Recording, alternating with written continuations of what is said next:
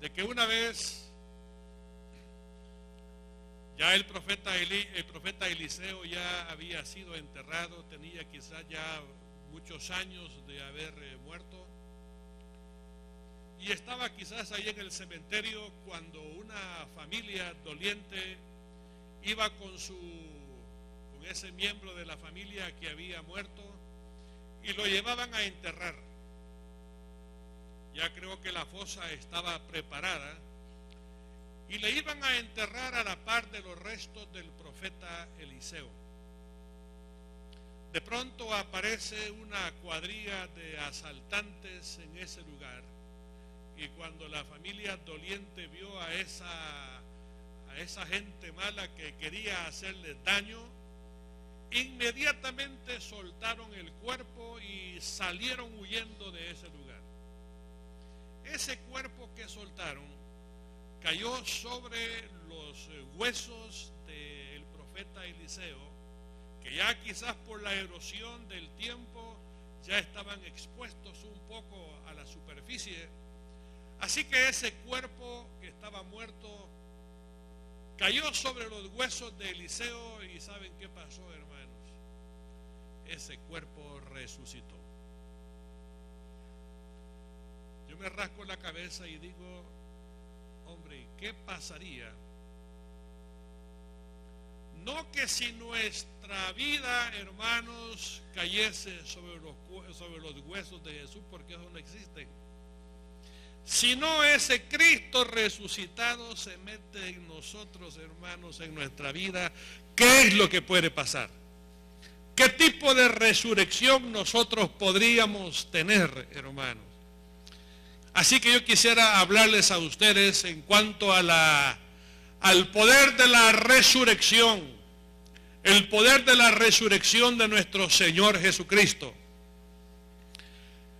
Que por eso es que tiene sentido la vida cristiana, de otra manera no tuviera ningún sentido y la vida cristiana no tuviera ningún poder, y la religión que practicaríamos sería una religión vacía.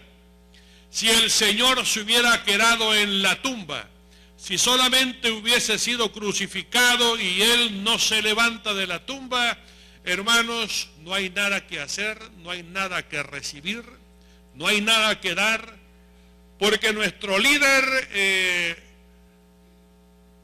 lo tragó la muerte y no se supo de él. Pero en esta oportunidad quiero hablarles acerca de el poder de la resurrección del Señor Jesucristo. Y cómo eso, hermanos, puede afectar a nuestras propias vidas. Entonces leamos Lucas capítulo 11, versículo 29.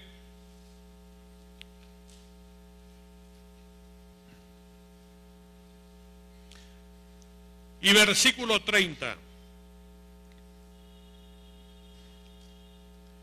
Y apiñándose las multitudes comenzó a decir: esta generación es mala, demanda señal, pero señal no le será dada sino la señal de Jonás. Porque así como Jonás fue señal a los ninivitas, también lo será el Hijo del Hombre a esta generación. Hay algo, hermanos, que hace una diferencia entre el cristianismo y las religiones paganas de todo el mundo. Hay algo que lo hace diferente. Por supuesto que hay muchas cosas que hacen diferente al cristianismo, pero una que realmente hace una gran diferencia, hermanos, es de que nuestro Señor Jesucristo no se quedó en la tumba, sino que el Señor Jesús resucitó de entre los muertos. Solamente el cristianismo habla y sostiene de que el Señor Jesucristo murió en la cruz del Calvario, fue a la sepultura, pero que de ahí al tercer día el poder del Espíritu Santo lo levantó para vivir por los siglos de los siglos. Solamente el cristianismo puede, hermanos, declarar esta grande verdad. Si usted se da cuenta, en los cementerios existe una cantidad de tumbas y ahí en esas tumbas están una cantidad de lápidas también, que dicen aquí yace fulano de tal. Y si usted va a cualquier cementerio, ahí está esa inscripción que dice siempre esto. Pero la verdad, hermano, es de que en ese jardín de José de Arimatea, donde llevaron el cuerpo del Señor Jesucristo, ahí, hermano, se encuentra la única tumba vacía de la historia, que es la tumba de nuestro Señor Jesucristo. Y hermano, eso es glorioso para nosotros los hijos de Dios. Entonces, para el cristianismo no hay mausoleos que visitar, no hay tumbas que venerar, ni mucho menos restos que adorar, porque si el cristianismo algo adora, es aquel, hermano, que vive por los siglos de los siglos, aquel que dijo: yo soy el mismo ayer, hoy y por todos los siglos. Si el cristianismo va a adorar algo, va a adorar a aquel que venció la muerte en la cruz del Calvario y resucitó al tercer día. Bendito sea su nombre. Un canciller alemán le estaba diciendo a Billy Graham, más que todo le hizo una pregunta diciéndole lo siguiente: Billy Graham, ¿cuál es la cosa más importante en el mundo? ¿Cuál es la cosa más grande para el mundo en el cual nosotros vivimos? Y este canciller no le dejó terminar, no dejó que hablara Billy Graham, sino que le dijo: la cosa más grande que pueda existir en este mundo, la cosa más importante es la resurrección del Señor Jesucristo. Porque, hermanos, si el Señor Jesucristo resucitó de entre los muertos y hoy vive el Señor, quiero decirles de que este mundo tiene esperanza. Si el Señor Jesucristo no resucitó de los muertos y se quedó en la tumba, el cristianismo es una religión más y este mundo está verdaderamente en problemas. En 1 Corintios capítulo 15, versículo 14, ¿qué nos dice ahí la palabra de Dios? La Escritura nos dice allí, hermanos, de que si Cristo no resucitó de entre los muertos, vana es nuestra predicación, vana es nuestra fe. Vea, hermano, o sea que la fe sería inútil. Poner la fe en un Cristo que se quedó en la tumba es inútil. Sería vana la predicación, porque la predicación nuestra solamente, hermano, sería una predicación de proverbios y moralejas que no tienen nada que hacer en la vida de una persona. Pero si el Señor Jesucristo, hermanos, no resucitó de entre los muertos, hermanos, ¿para qué venir a la iglesia? ¿Para qué leer la Sagrada Escritura? ¿Para qué servirle a un Cristo muerto? Si el Señor no resucitó de entre los muertos, dígame una cosa: ¿para qué arrepentirse de los pecados? ¿Para qué, hermanos, nosotros podamos seguir en una vida de obediencia y en una vida de santidad? Así que el tema de la resurrección no solamente tiene preeminencia en el Nuevo Testamento, pero, hermanos, el Antiguo Testamento habla de la resurrección del Señor Jesús. Entonces, en el Antiguo Testamento, a ustedes les hago una pregunta en este momento. Y la pregunta es: ¿cuál es el milagro más importante en el Antiguo Testamento? ¿Cuál es, hermano, el milagro más importante por el significado que tiene, hermanos? Por el significado que tiene ese milagro o esa señal. ¿Cuál es el milagro más importante? Alguien puede decir: hombre, yo creo que la apertura del Mar Rojo, porque eso fue glorioso. Sí, ese fue un despliegue de poder, que si no hubieran podido pasar, hermanos, por el Mar Rojo, hubieran encontrado otro camino, quizás por donde transitar hacia la tierra prometida. Bien pudo haberse encontrado. Pero, hermanos, ¿cuál pudiera ser el milagro más importante por ese significado? Bueno, la gente puede decir: ahí en el Antiguo Testamento el milagro más importante quizás habrá sido cuando cayeron las murallas de Jericó. Ese fue un gran milagro. También la gente pueda pensar, bueno, el milagro más importante del Antiguo Testamento es de que el sol se haya detenido en Gabaón. Otro pueda decir, hombre, que Eliseo haya hecho resurgir el hacha a la superficie del agua. Ese es un milagro. Yo estoy de acuerdo que es un grande milagro. Que las aguas del río Nilo, hermanos, se hayan convertido en sangre, por supuesto de que es un grande milagro. Y no solamente eso, sino que podemos pensar también de que este Naamán fue sanado de su lepra. Hermanos, en el Antiguo Testamento fue un grande milagro del Señor. Pero el milagro más grande en el Antiguo Testamento, por su importancia, hermanos, por su significado, es la señal del profeta Jonás. La señal del profeta Jonás. Nos vamos a Lucas capítulo 11. Lucas capítulo 11. Y ahí el Señor Jesucristo comenzó a referirse, hermanos, a este milagro que está ahí en la escritura que les estoy mencionando de Jonás. Ahí el Señor está hablando en Lucas 11, 29. Nos dice lo siguiente: esta generación es una generación mala, porque esta generación anda pidiendo señal, pero la señal, la única señal que se le va a dar a este pueblo incrédulo, duro e impío, es la señal de Jonás, el milagro de Jonás. Eso es lo único que se le va a dar.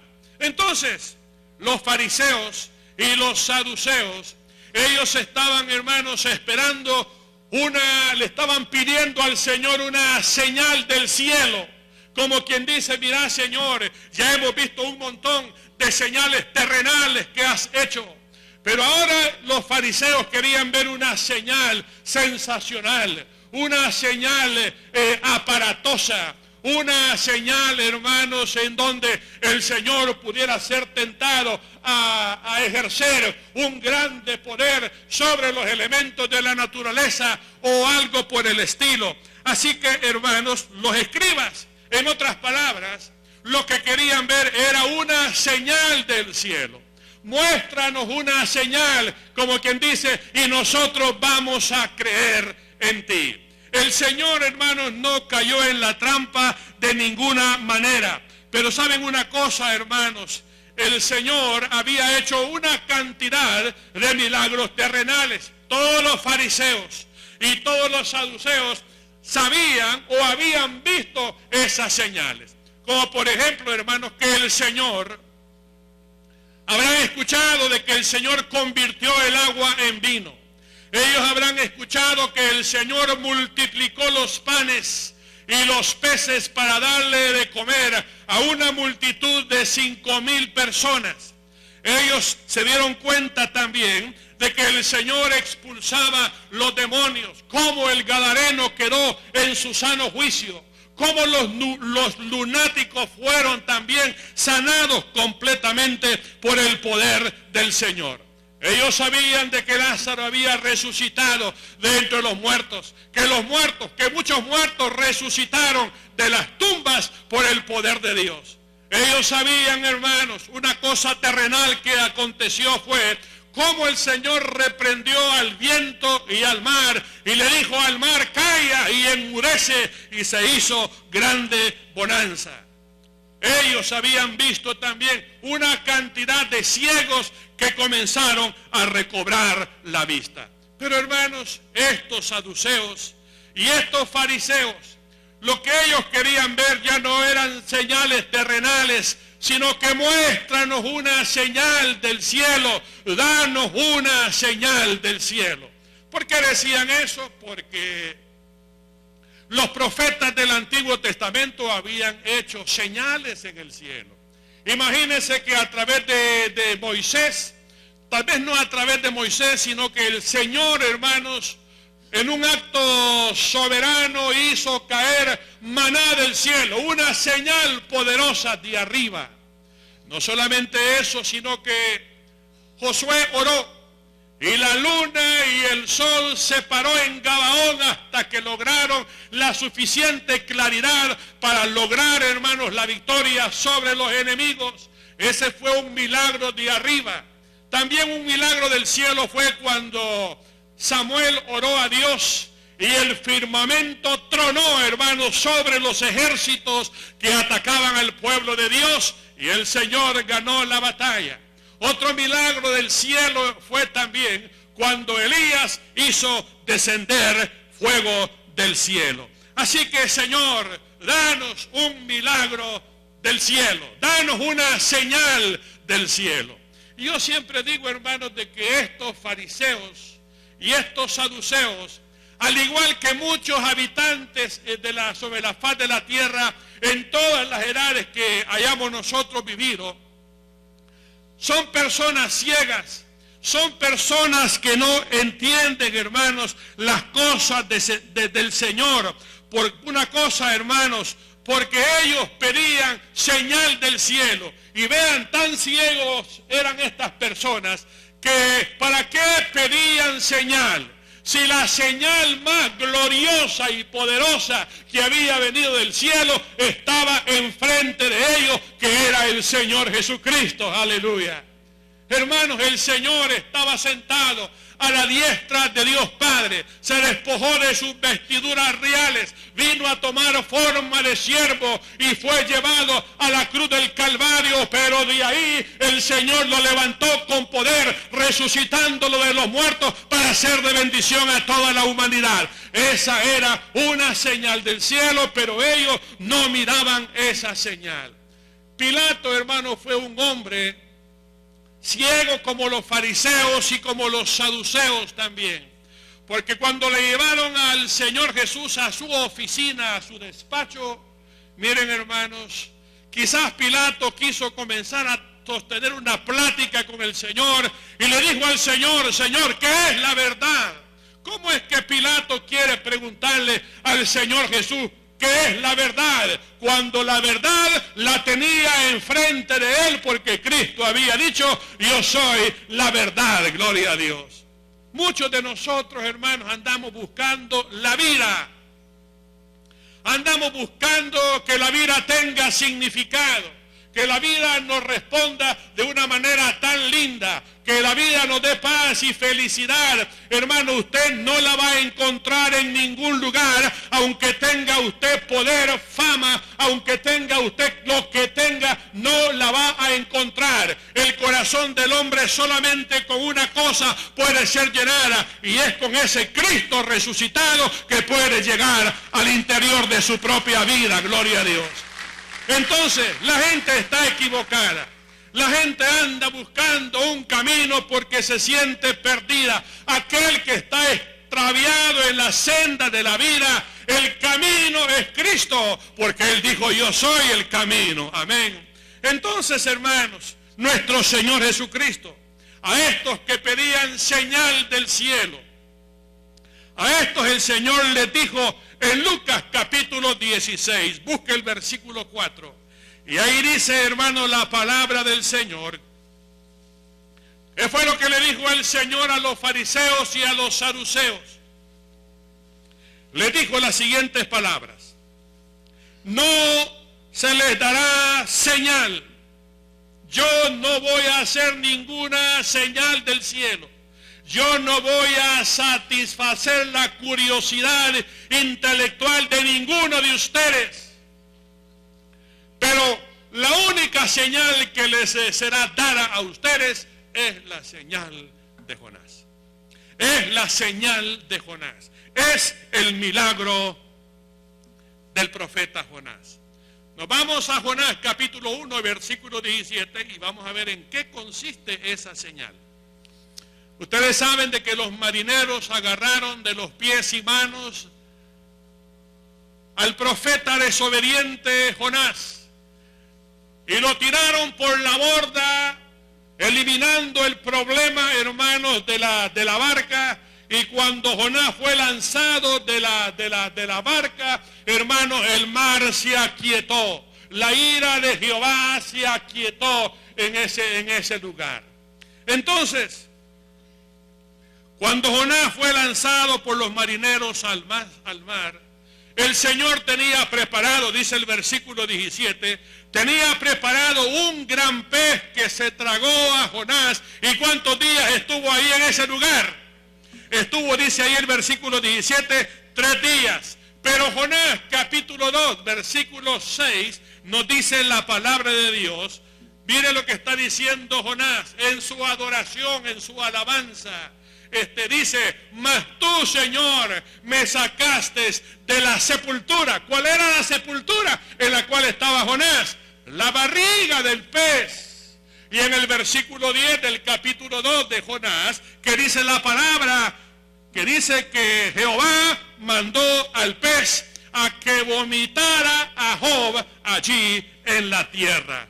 Entonces, siendo Jonás lanzado al agua y tragado, atrapado, hermanos, por ese grande pez, yendo a parar a la barriga, hermanos, de ese pez. Esa era la sepultura para él, era una muerte segura. Ahí, hermano, no se tenía que pensar sino en una muerte segura. ¿Qué está simbolizando eso para nosotros?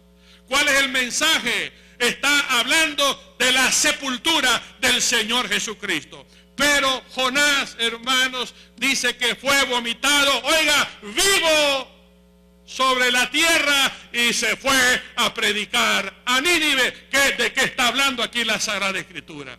Nos está hablando de la resurrección de nuestro Señor Jesucristo. Hermanos, eso fue algo verdaderamente poderoso. Esta es una señal, hermanos, poderosa. En esto que hemos leído, nos damos cuenta 3 cosas. Jonás fue sepultado en la barriga. ¿Qué le pasó al Señor Jesucristo? Él fue sepultado, amén, en la tumba de José de Arimatea. ¿Cuántos días estuvo Jonás en el vientre del pez? 3 días. ¿Cuánto tiempo estuvo el Señor Jesús en la sepultura?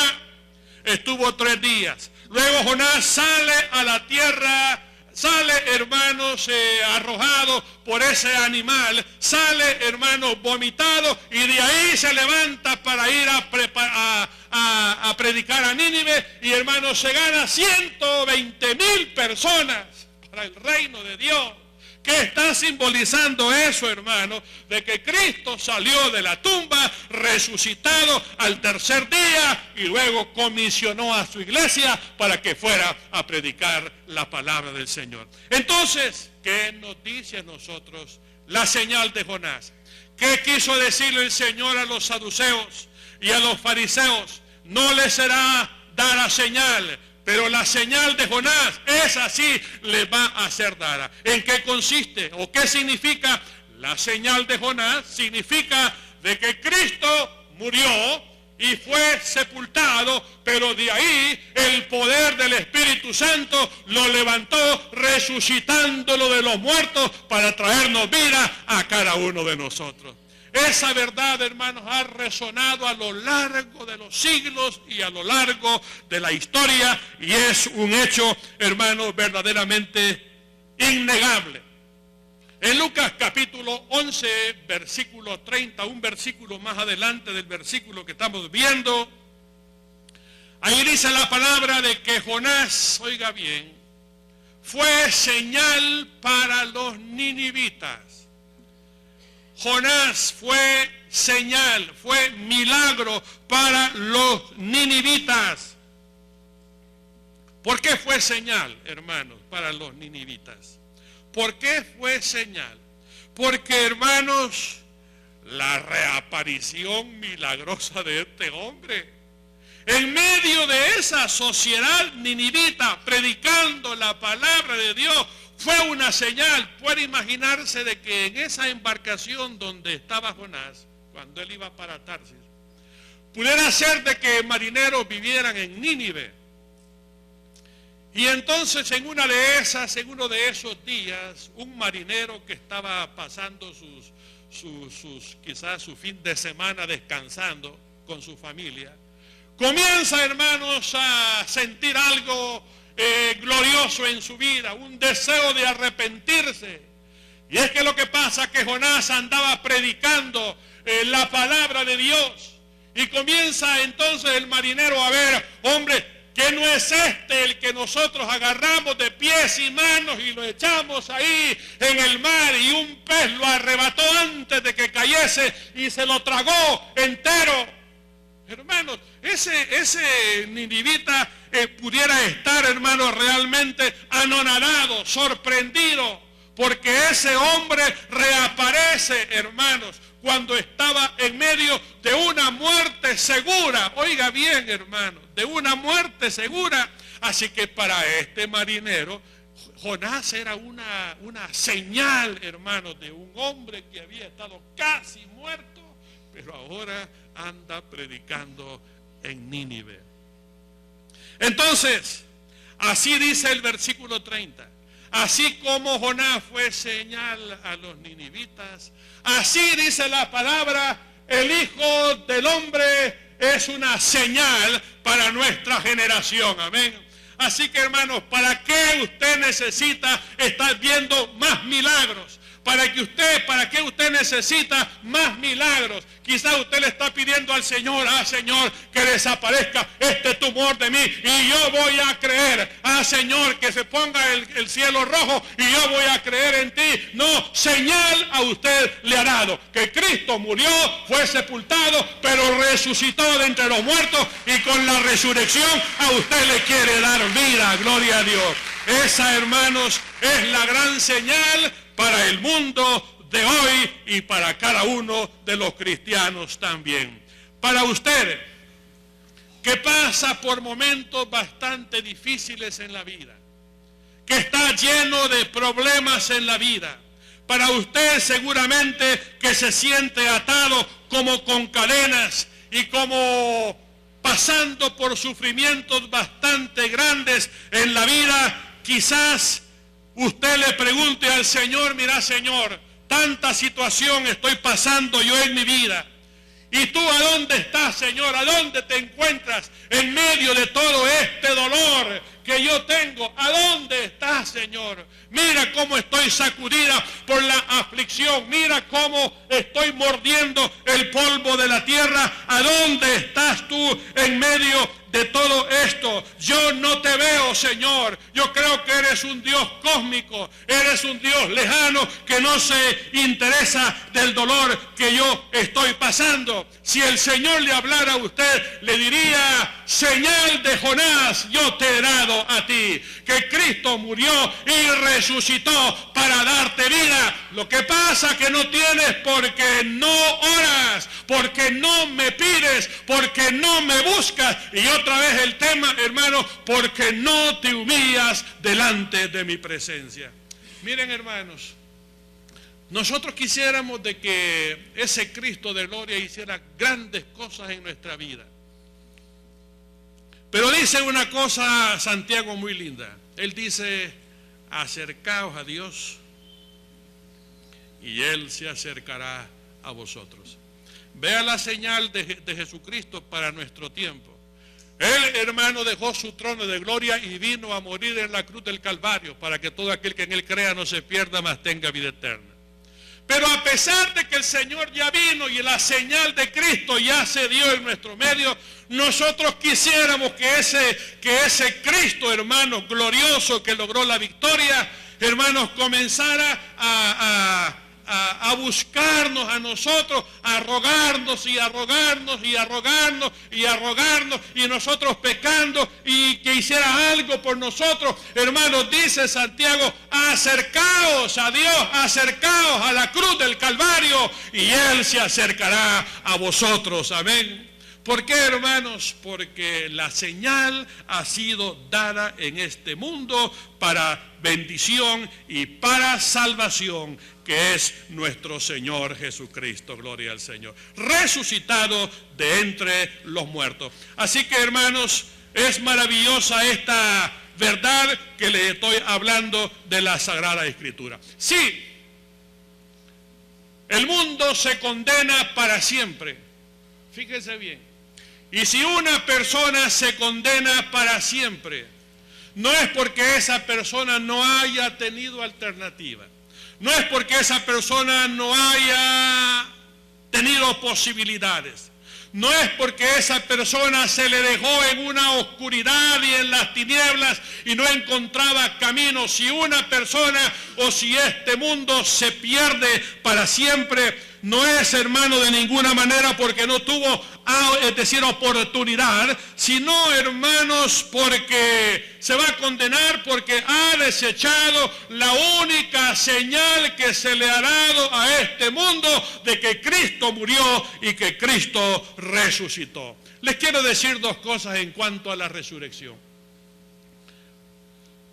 El beneficio doble de la resurrección, hermanos. Número uno, si Cristo resucitó de los muertos, hermanos, nosotros también vamos a resucitar en gloria y vamos a estar a la paz de Jesús todos los días de nuestra vida. Gloria a Dios. Si Él resucitó de los muertos, yo también voy a resucitar. La tumba no es el estado final de la gente, sino, hermano, allá en las mansiones eternas, precisamente porque Él resucitó. O sea que el poder de la resurrección, hermano, va a venir sobre mi vida ahí en la tumba y el Señor me va a levantar. El segundo beneficio de la resurrección del Señor Jesucristo es que así como Cristo resucitó de entre los muertos, así nosotros, y óigame, hermano, en este mundo en el cual nosotros nos encontramos, así como Cristo resucitó entre los muertos, así nosotros podemos resucitar por el poder de Dios para andar en novedad de vida. Para andar en una vida completamente diferente. Hermanos, yo estoy escuchando a muchos predicadores, a veces por la televisión, a veces en mis lecturas, que se quejan de la iglesia del Señor Jesús, de que la iglesia de Cristo es una iglesia salva, pero que es una iglesia que no ha sido transformada por el poder de Dios. Hermanos, y esa es una grande realidad. Hemos sido salvos, pero lamentablemente todavía no hemos, hermanos, sido transformados por el poder de Dios, por el poder de la resurrección de nuestro Señor Jesucristo. Alguien puede decir, hermano Héctor, es que yo no puedo dejar el pecado. Yo no puedo quebrantar el pacto que hice con Satanás. Hermano Héctor, yo no puedo dejar los vicios, no puedo dejar la perversión, no puedo salir de ese hoyo en el cual yo me encuentro. Yo le diría a esa persona, hombre, usted tiene razón, usted no puede por sus propios esfuerzos.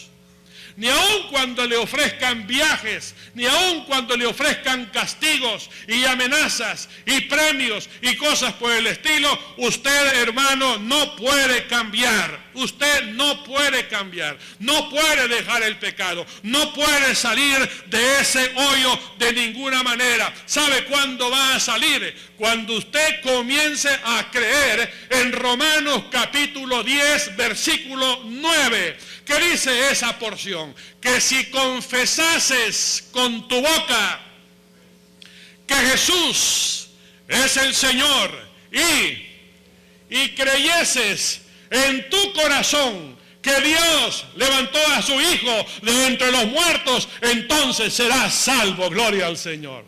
Hermano, eso es grandioso. Si confesases con tu boca de que Jesús es el Señor, si confesases con tu boca.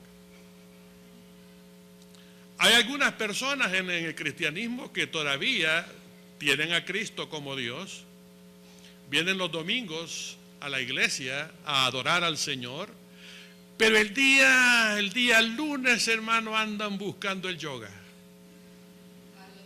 El día lunes andan buscando la meditación trascendental.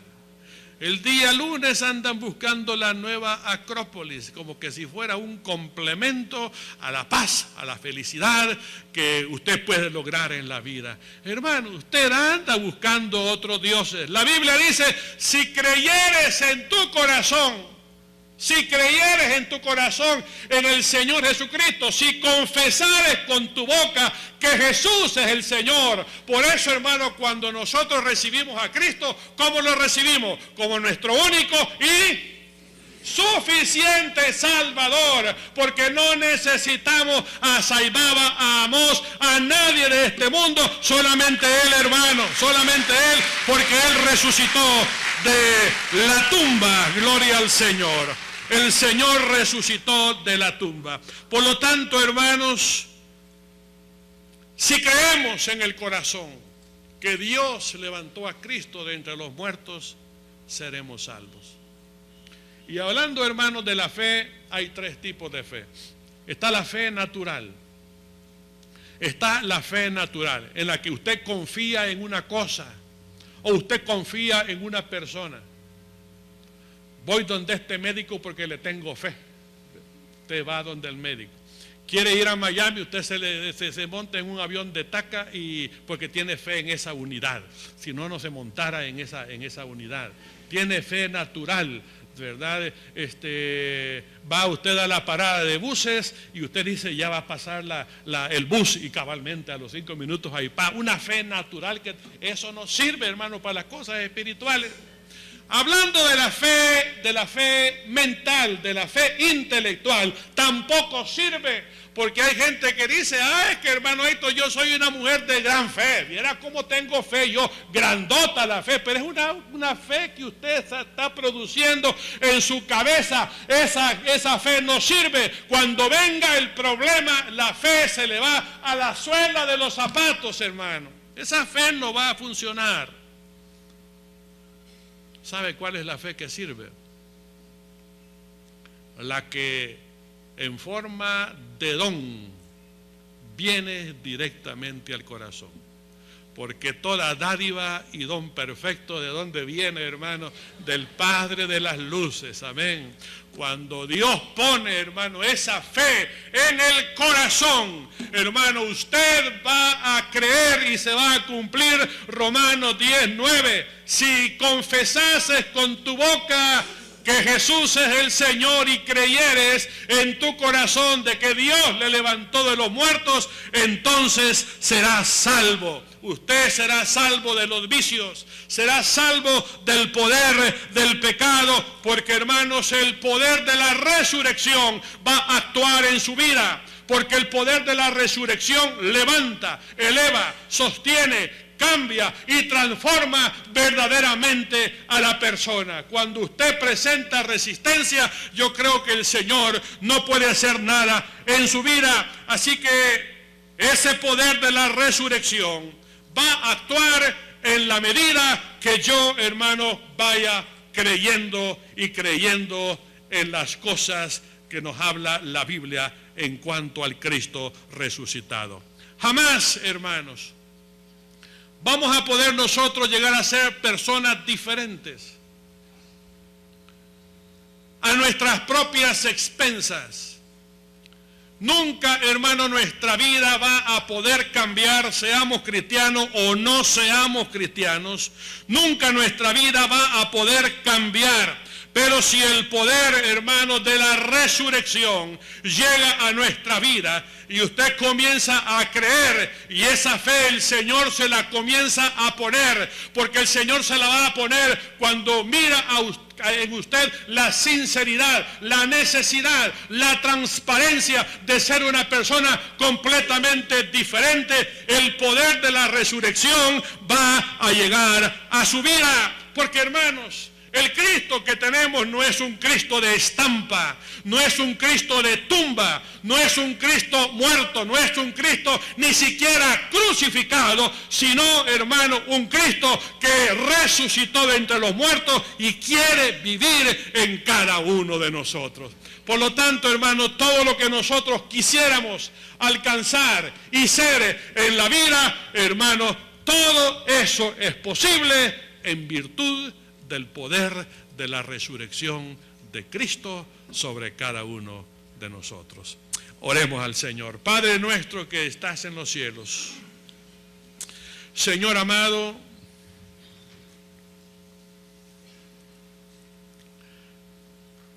Nuestra fe está basada en ti, Señor.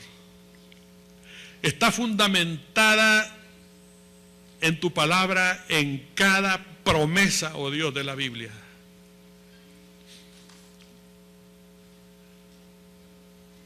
Está fundamentada en tus declaraciones.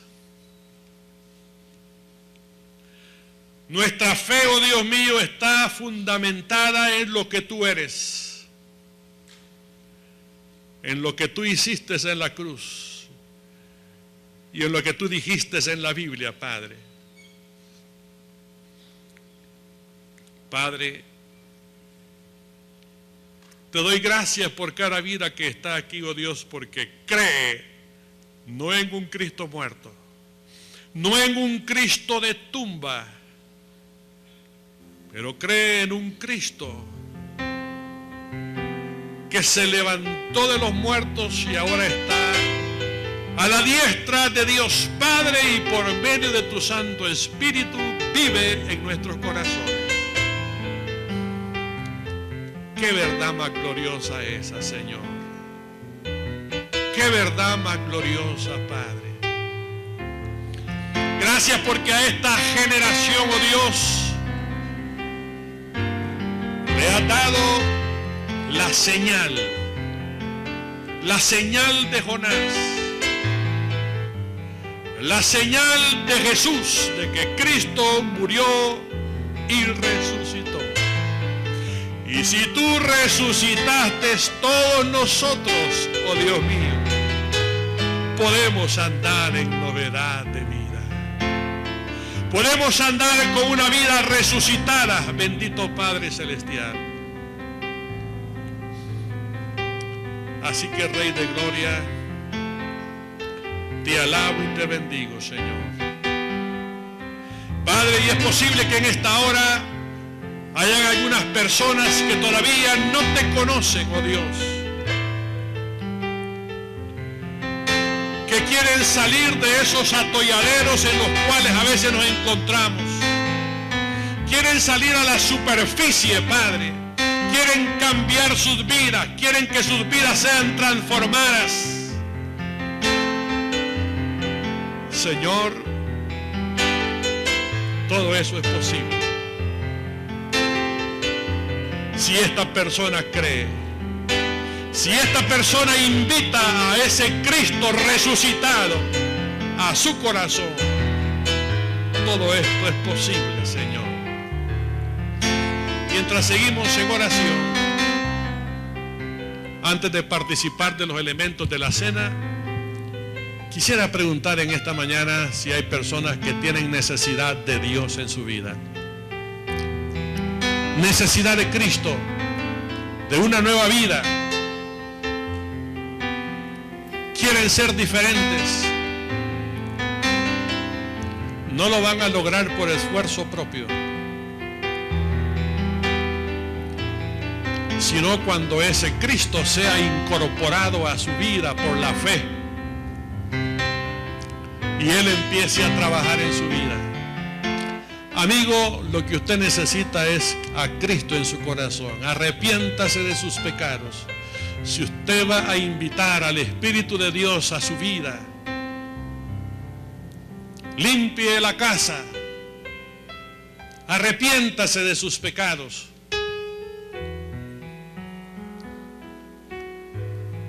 Y Él lo va a lavar con su sangre.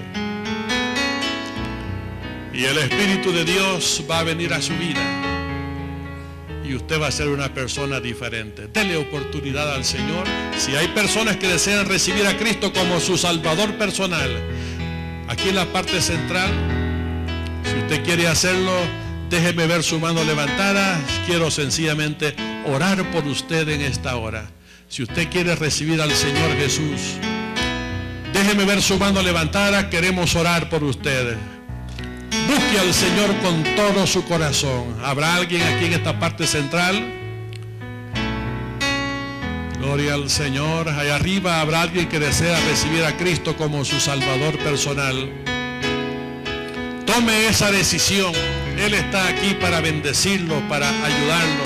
Aquí a mi izquierda, si hubiera alguien que desea recibir al Señor Jesús, que su vida pueda cambiar, que el Señor pueda hacer algo maravilloso en su vida. Ahí donde está, déjeme ver su mano levantada. Queremos orar por usted. Gloria al Señor. Dios le bendiga. Si puedo ver su mano levantada, puede bajarla. Dios le bendiga. Puedo ver su mano levantada también. Puede bajar su mano. ¿Habrá alguien más que desea hacerlo? Cristo es precioso. Usted no se va a arrepentir de invitarlo a su vida. Aleluya. Ahí donde está, estimada amiga y amigo, reciba a Cristo. Invítelo a su corazón. Repita estas palabras conmigo en voz alta. Señor Jesús,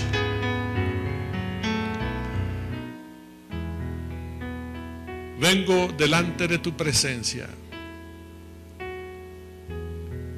porque quiero ser perdonada, quiero ser salva. Solo tú me puedes cambiar, Señor, y solo tú me puedes dar vida eterna. Lávame de todos mis pecados. Límpiame de toda maldad con esa sangre que tú derramaste en la cruz del Calvario.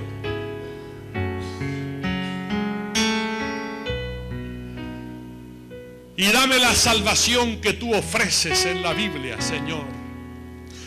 Que si tú vienes en esta noche, yo me voy contigo. Y Padre, yo te pido que el Espíritu de Dios venga a mi vida y se quede conmigo toda la eternidad. Padre, en este momento han pasado tres cosas. Has perdonado mis pecados. Me das esa salvación que tú ofreces. Y el Espíritu de Dios viene a mi vida. Gracias, Señor Jesús. En tu nombre, Padre, lo hemos pedido todo. Amén.